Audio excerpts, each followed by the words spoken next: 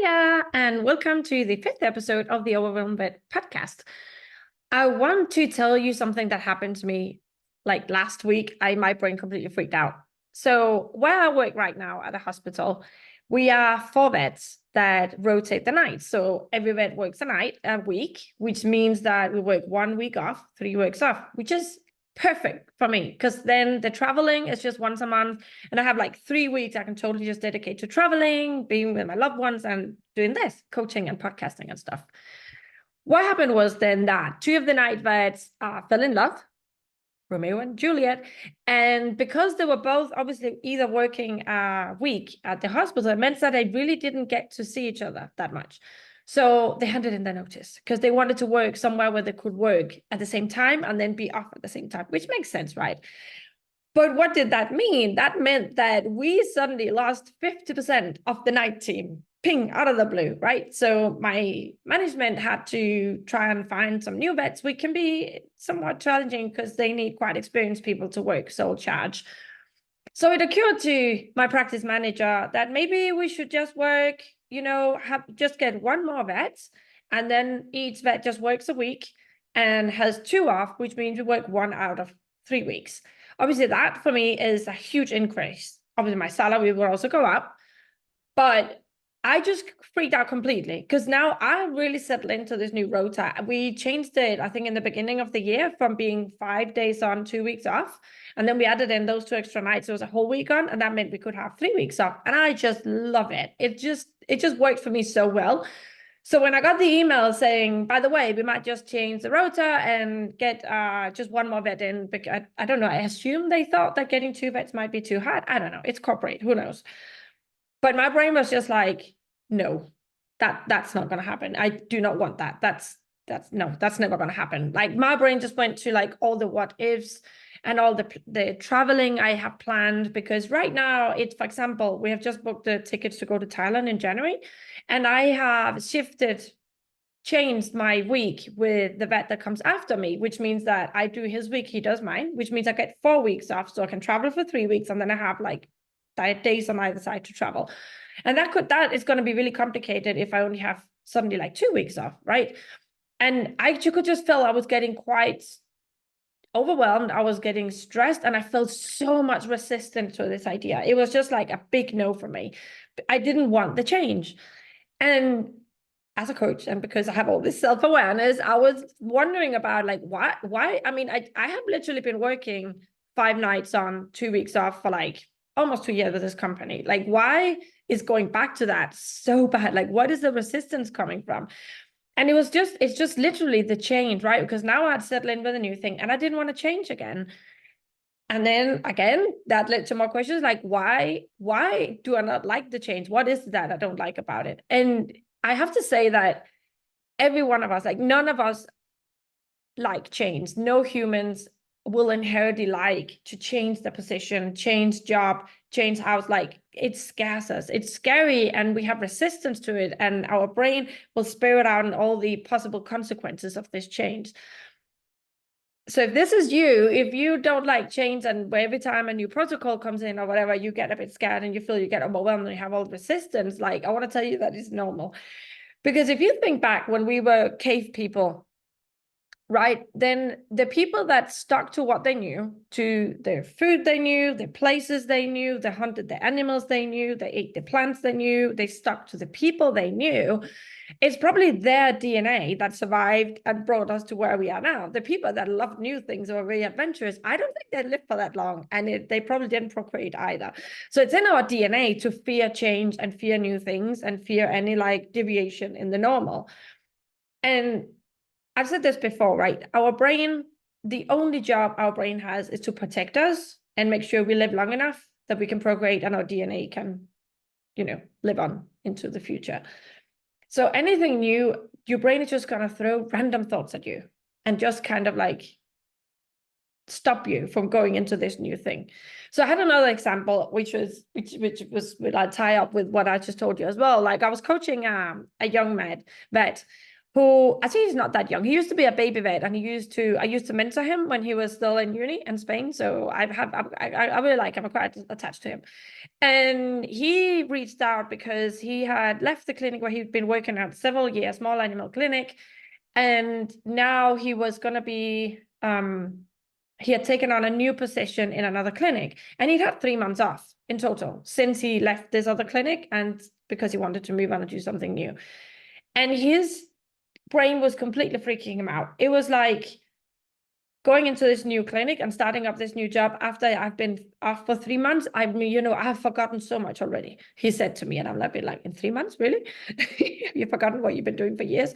And he's like, yeah, but I'm not going to know where, like, it's going to take me so long to figure out like where everything is, the syringes, they're going to have all these new protocols, vaccinations, that, I'm going to have new colleagues, and what are they going to think about me? And I'm literally starting from zero, were his words, right? And I'm like, no, like, I mentored you when you were still in uni, and you already knew a lot back then. Like, how would that just suddenly disappear because now you've been off holidaying for 3 months? Like, that is crazy.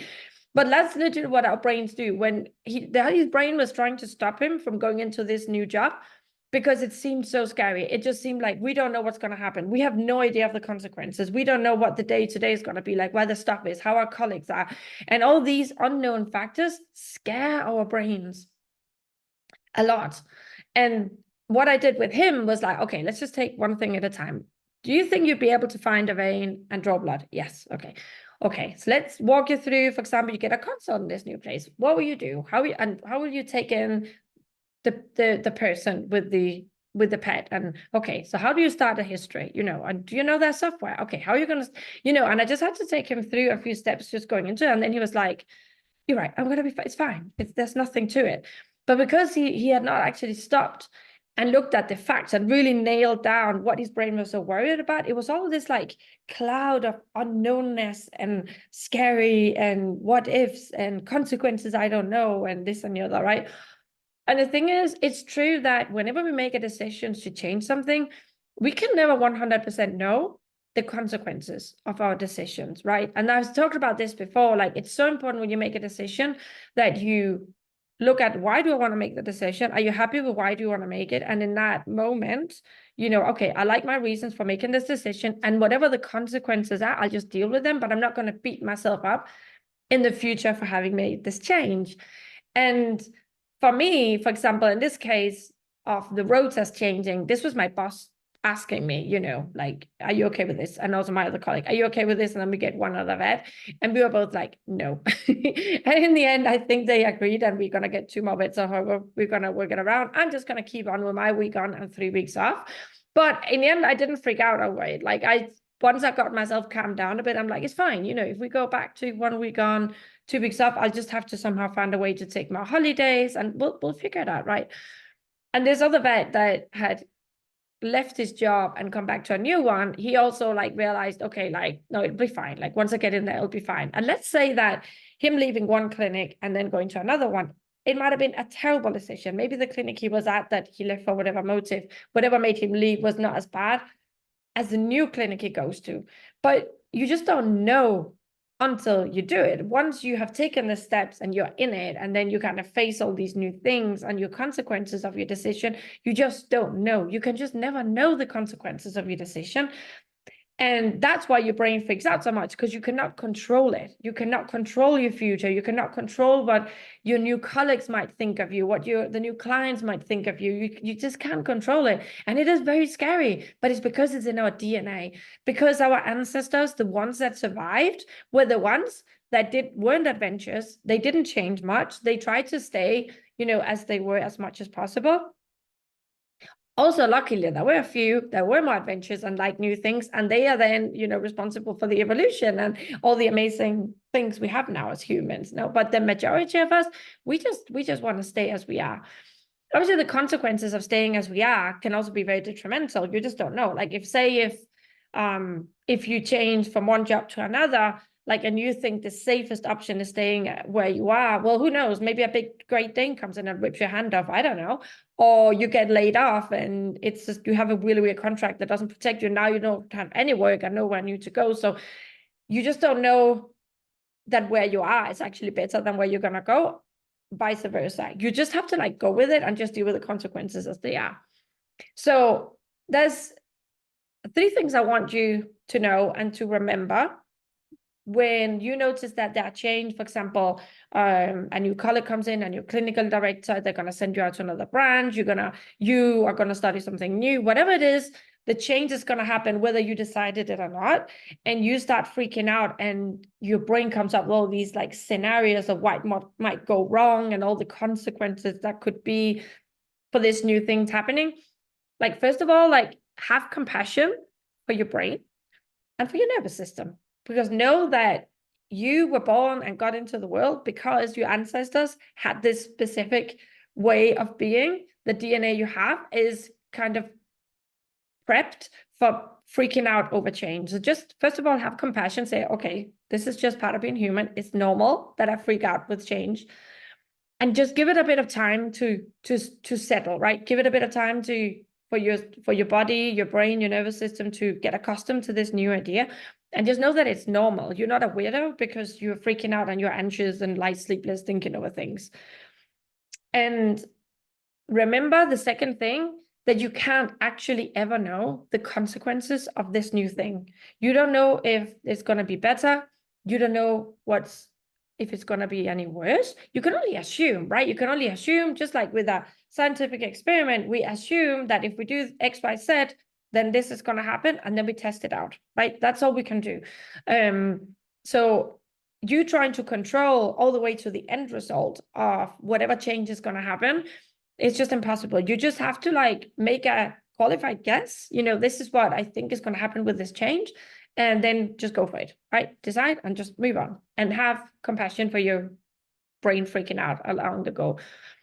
And one thing to really bring it back to it is like what I did with this younger vet, which is get the facts down on paper, like journal, or speak to someone about it, So I am really worried. I think it's like, for example, his worry was, I am literally going to be starting from 0 and my colleagues are going to think I'm a completely useless idiot.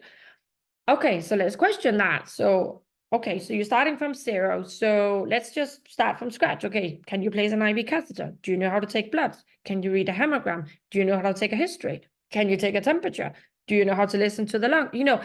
Take it back and then show yourself, like, actually, there's so much I can do. Of course, I'm not starting from 0. Like, really question those doubts that your brain is coming up with.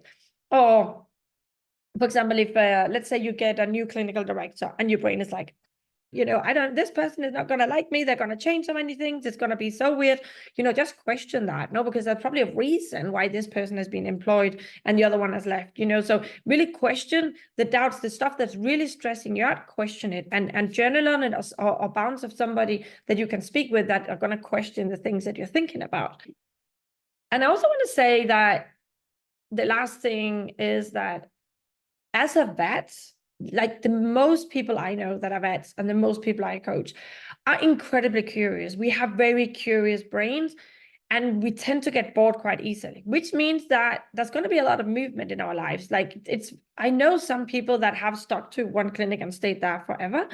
And those are normally not the ones that come to me for coaching. The people I know are people that have bounced from place to place.